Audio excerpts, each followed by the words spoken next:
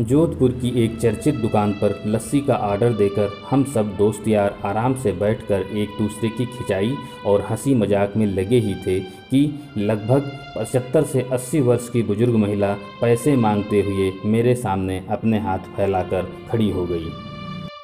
उनकी कमर झुकी हुई थी, चेहरे की झुर्रियों में भूख तैर रही थी, नेत्र भीतर को धसे हुए किंतु सजल थे। उनको देखकर मन में न जाने क्या आया कि मैंने अपनी जेब से सिक्के निकालने के लिए डाला हुआ हाथ वापस खींचते हुए उनसे पूछ लिया, दादी जी लस्सी पिएंगे? मेरी इस बात पर दादी कम अचंभित हुई और मेरे मित्र अधिक, क्योंकि अगर मैं उनको पैसे देता तो बस 5 या 10 रुपये ही देता, लेकिन लस्सी तो 30 रुपये की एक है, इसलिए लस्सी पिलाने से मेरे गरीब हो जाने की और उस बूढ़ी दादी के द्वारा मुझे ठग कर अमीर हो जाने की संभावना बहुत कम बढ़ गई थी। दादी ने सकुचाते हुए हामी भरी और अपने पास जो मांग कर जमा किए गए हुए 6-7 रुपये थे वो अपने कांपते हुए हाथों से मेरी ओर बढ़ा दिए। मुझे कुछ समझ नहीं आ रहा था तो मैंने उनसे पूछा, ये किस लिए? उनको मिलाकर मेरी लस्सी के पैसे चुका देना बाबूजी। भावुक तो मैं उसको देखकर ही हो गया था, रही बची कसर उसकी इस बात ने पूरी कर दी। एकाएक मेरी आंखें छलछला आई और भरभराए हुए गले से मैंने दुकान वाले से एक लस्सी बढ़ाने को कहा। उसने अपने पैसे वापस मुट्ठी में बंद कर लिए और पास ही ज़मीन पर बैठ गई।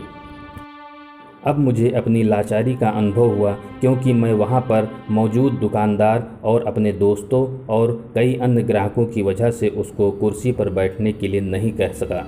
डर था कि कहीं कोई टोक न दे, कहीं किसी को एक भीख मांगने वाली बूढ़ी महिला के उसके बराबर बिठाए जाने पर आपत्ति न हो जाए, लेकिन वो कुर्सी जिस पर मैं बैठा था वह मुझे काट रही थी।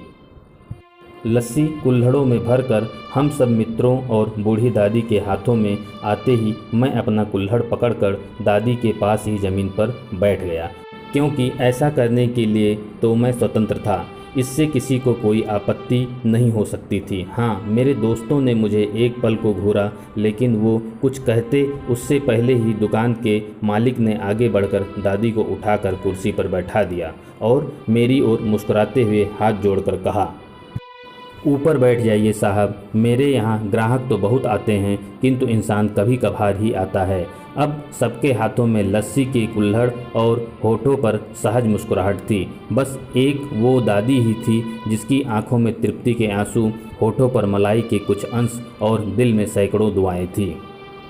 न जाने क्यों जब कभी हमें 10-20 रुपये किसी भूखे गरीब को देने या उस पर खर्च करने होते हैं तो वो हमें बहुत ज़्यादा लगते हैं, लेकिन सोचिए कि क्या वो चंद रुपये किसी के मन को तृप्त करने से अधिक कीमती हैं।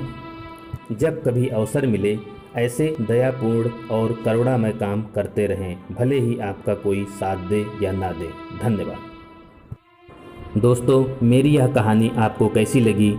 अगर आपको मेरी यह कहानी पसंद आई हो तो please like, subscribe and share करना ना भूलें। कमेंट ज़रूर करिएगा।